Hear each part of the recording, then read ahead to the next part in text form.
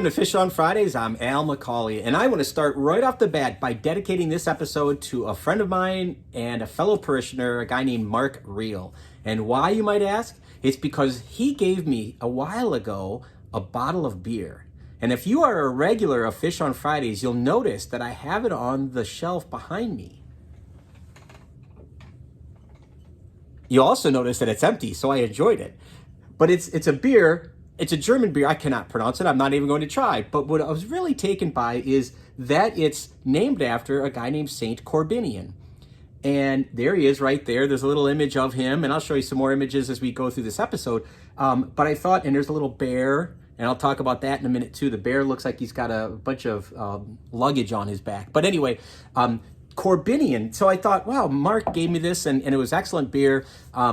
But I've said this in other episodes too. Whenever I hear of a saint that I'm unfamiliar with, I just love it. I'm just kind of a geek that way, but I love it. I want to learn about that person, and I want to find out what made him a saint. Why are they important? And so I did some research, and I want to spend this episode talking about Saint Corbinian. And the first thing I'll say right off the bat is, even though the bottle has his name listed as a K, I couldn't find it that way. It's always listed as a C, Corbinian with a C, but he's a guy who's a medieval saint. He was born in the middle of the 7th century, right around the middle of the 7th century, circa. We're not sure exactly when he was born, but he died about 730 AD. He died on September 8th, so his feast day should be September 8th every year, but and it still is, but it's a minor feast day. What you're going to see on your liturgical calendar on September 8th every year is the birth of Mary, of course, which trumps any and every saint. And so sometimes people remember Corbinian on November 20th because his relics were moved to a different location, and so that becomes the date. But either way, September 8th or November 20th, if you can get yourself a bottle of this beer that I can't pronounce, toast Corbinian. But anyway, let me talk to you about this little guy. He was born and raised in the area of Chartres, France. So he's a Frenchman. And he spent many years as a hermit. He was drawn to the Christian lifestyle, and he enjoyed being a hermit, and very much so. But he also wanted to know more about his faith. So he decided as a younger man he wanted to go on a pilgrimage.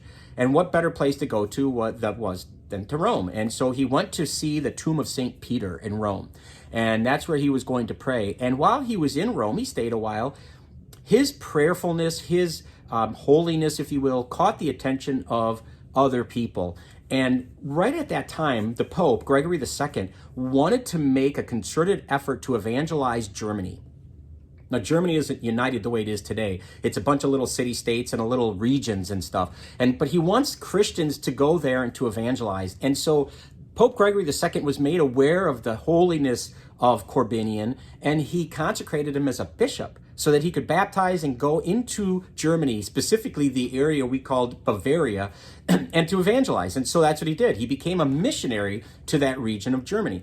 And so he went there, he established a monastery. In fact, I think it was the first monastery in a place called Freising, and I hope I'm saying that right. I'm not too great on the German language, speaking it at least. But it became the center of all of his evangelical systems, his activities. And so he would branch out from there, and he would encourage others to do so.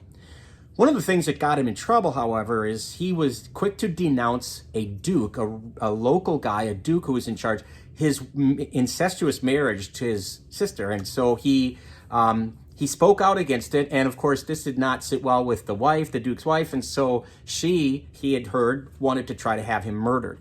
And so he went out to exile. He exiled himself, left Freising, and he went into being a hermit again, which is really what he wanted to do anyway from the get-go.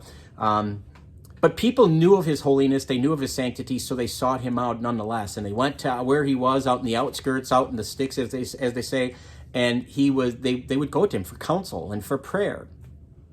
Now, there's a story, which, again, is, if you notice the symbol there, he's got a little bear there. There's a story that on one of his missionary journeys, he had a pack mule that would carry his food and whatever few belongings that he had.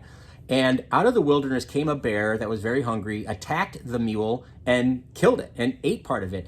And Corbinian hid from the bear, but after the bear had eaten enough, he went and rebuked him.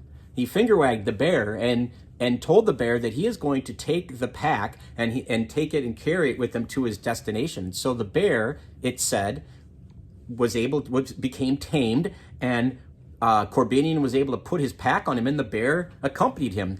So if you were to look anywhere on the internet, if you were to look at images of Corbinian, you're going to see icons and symbols everywhere with that ever-present bear. It's even on beer bottles.